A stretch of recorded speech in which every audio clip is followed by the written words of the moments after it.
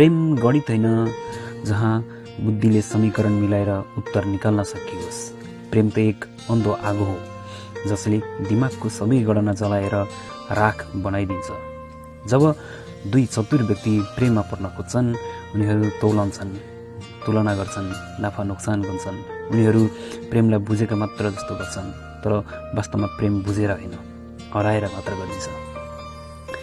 साँचो प्रेममा एउटा मूर्ख चाहिन्छ, किनभने प्रेम आत्मसमर्पण हो, गणनाविहीन विश्वास हो।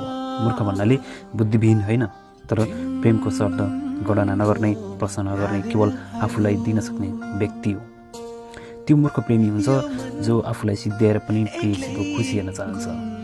त्यसैले जब प्रेममा तर्क आउँछ, जब चतुर्यले मार्गदर्शन गर्छ, तब प्रेम सम्झौतामा परिणत हुन्छ।